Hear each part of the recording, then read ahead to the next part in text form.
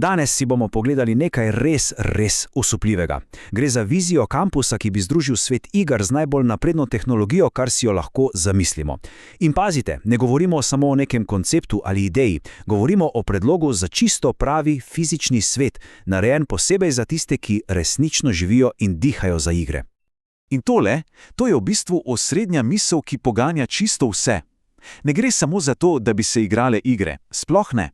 Gre za to, da bi ustvarili okolje, kjer se meje med igrami, znanostjo in človeško domišljijo, popolnoma zabrišejo. In to obljublja nekaj resnično revolucionarnega. No, in tukaj se pa zadeva res začne. Kaj se zgodi, ko tako vizijo, tako idejo iz digitalnega sveta prenesemo v opeko in malto, ali pa še bolje v pametne materiale in holograme? Le kako bi bil tak kraj videti? Pa začnimo pri temeljih. Preden se potopimo vse te bleščeče luči in, lebdeče strukture, moramo najprej razumeti, zakaj bi kaj takega sploh obstajalo? Kakšen je smisel? Poglejte, industrija iger danes ni več samo nišna zabava. To je absolutni kulturni in gospodarski velikan, vreden več 100 milijard. In ravno to je ključna točka. Ta vizija predlaga, da se ustvari fizičen prostor, ki bo končno odražal to moč, ta vpliv, nekakšen epicenter za vso igričarsko kulturo in inovacije. Dobro, zdaj pa gremo na ogled, ker arhitektura tega kampusa, to ni samo nekaj funkcionalnega, kje so kakšna vrata in okna, ne, to je izjava sama po sebi. Navdih pa črpa iz enih najbolj ikoničnih znanstveno-fantastičnih svetov, kar jih poznamo. In kot se za vsako legendarno mesto spodobi, je tudi ta kampus skrit. Ampak res skrit, predstavljajte si ga nekje, ugnezdenega v odmaknjeni gorski regiji, obdanega z naravnimi ovirami. To mu takoj da tisti občutek ekskluzivnosti, neke skrivnosti, kaj ne? In kako bi se skrival? No, tukaj je primerjava kar na dlani. Poznate Wakando, kako je zaščitena in skrita pred svetom? Podobno bi delovalo tudi tukaj. Ta kampus bi uporabljal super napredne holografske projekcijske sisteme, da bi bil praktično neviden za vse nepooblaščene poglede. Ampak potem pade noč. In takrat iluzija izgine. Sistemi za prikrivanje se umaknejo in pred nami se razkrije prava podoba kampusa. Ostopljivo mesto, ki dobesedno žari, kot mreža iz filma Tron. In kaj točno tvori ta, recimo mu, arhitekturni DNK? No, kot prvo seveda estetika iz filma Tron zapuščina. Potem so tu pametni materiali. Predstavljate si stavbe, ki spreminjajo barvo in celo obliko. Pa seveda ogromna mreža osvetljenih poti, po katerih vozijo futuristična vozila, kot so Light Runnerji.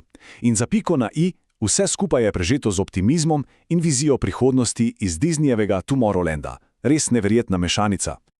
No dobro, pojdimo zdaj noter. Poglejmo, kaj se dogaja za vsemi temi bleščečimi zidovi. Ker na koncu dneva je to vendarle kampus, ki je posvečen igram, kaj ne? Tukaj si je treba res predstavljati, kako bi se digitalni svet prelil v resničnega. Imeli bi cone posvečene različnim žanrom iger. Recimo v RPG coni bi nad glavami letali ogromni holografski zmaji. V coni za prvoosebne streljačine pa bi se odvijale bitke z laserskim orožjem in AR očali. To je igranje iger, ampak na popolnoma novi fizični ravni. Ampak pozor, ne gre samo za igranje in zabavo. Zelo pomemben del kampusa bi bili tudi prostori za sodelovanje in ustvarjanje. Pomislite na kreativni atrij pri Pixarju ali pa na Amazonove sfere. To so prostori narejeni tako, da spodbujajo srečevanje, izmenjavo idej, skratka, da se rojevajo novi svetovi. Ker nekdo mora vse te igre na koncu tudi ustvariti. In točno te nove ideje seveda potrebujejo prostor, da se razvijajo. Poglejmo si torej, kaj bi bil tisti motor za inovacije, ki bi poganjal ves ta kampus. Celoten proces inovacij bi bil zelo jasno zastavljen. Prvi korak – raziskave. To bi potekalo v laboratorijih, ki bi jih navdihnil legendarni MIT Media Lab. Drugi korak – ustvarjanje. Tu bi ekipe delovale kot Disneyjevi Imagineeri in snovale nove atrakcije. Tretji korak – oblikovanje. Arhitekti bi nove strukture načrtovali s pomočjo virtualne resničnosti in hologramov. In četrti, zadnji korak – gradnja. Prototipi bi nastajali bliskovito hitro s 3D tiskalniki in pametnimi materiali. Od ideje do prototipa vse na enem mestu. In kaj vse to povezuje v delujočo celoto? No, tehnologija, ki ji pravimo internet stvari ali IoT. Gre za to ogromno nevidno omrežje, ki povezuje čisto vse pametne stavbe. Vse skupaj potem deluje kot en sam inteligenten organizem. Recimo osrednja umetna inteligenca bi lahko samodejno preusmerila energijo za nek velik e-športni finale, ali pa bi prilagodila osvetlitev poti, ko nekdo hodi po njej. Okolje se torej odziva v realnem času. Ok, zdaj pa pridemo do vrhunca, do absolutnega vrhunca te vizije, do najbolj norega, najbolj drznega in res dihjemajočega elementa celotnega koncepta. Tukaj namreč ne govorimo več samo o projektu na Zemlji. Sploh ne. Končna ambicija je, da se ta kampus poveže vse od tal pa do orbite. Navdih za to seveda prihaja iz znanstvene fantastike, natančne iz filma Elysi. Gre za idejo o konceptualni orbitalni vesoljski postaji, ki bi v bistvu delovala kot neka utopična, supernapredna skupnost nad Zemljo, s svojim lastnim bivanjem, visokotehnološkim zdravstvom, nova meja za človeštvo, skratka. In kako bi to delovalo? Ključ je v tej številki, 360 stopni. S konstantnim vrtenjem okoli svoje osi bi postaja ustvarila lastno umetno gravitacijo. In to je seveda absolutno ključno, če želimo dolgoročno živeti v vesolju. In življenje tam zgoraj. Čista znanstvena fantastika. Predstavljajte si luksuzne orbitalne soseske, visokotehnološke medicinske enote, ki bi pozdravile skoraj vse. Transport s teleportacijo ali pa superhitrimi raketami. In seveda prostor, kjer bi igre lahko vključevale resnične vesoljske misije. To ni več samo širitev igriščarskega sveta. To je morda celo prvi korak v neko novo dobo človeštva v vesolju. Ko torej seštejemo vse te elemente, od skritega mesta na Zemlji do palače na nebu, postane popolnoma jasno. To je nekaj veliko, veliko večjega od navadnega tematskega parka.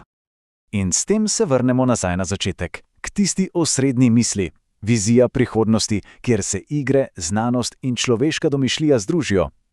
Zdaj, ko smo šli skozi vse te podrobnosti, ta stavek zvoni precej drugače, kaj ne? Dobi nek veliko globlji pomen. In to je mogoče ključno sporočilo vsega. Ta kampus je v resnici miselni eksperiment. Seveda, zaenkrat je fikcija, ampak sprašuje nas nekaj zelo pomembnega. Kako bi lahko vse te neverjetne tehnologije, ki jih vidimo v naši domažili, v filmih, v igrah, kako bi jih lahko uporabili za ustvarjanje boljše, čisto prave resničnosti?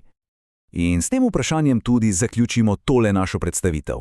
Ne gre za to, ali lahko jutri zgradimo celotno vizijo naenkrat. Vprašanje je, kateri del te prihodnosti bi morali začeti graditi že danes? Ali so to pametni materiali, morda nova, bolj kreativna delovna okolja ali pa inovativne izobraževalne platforme? O tem je vredno razmisliti.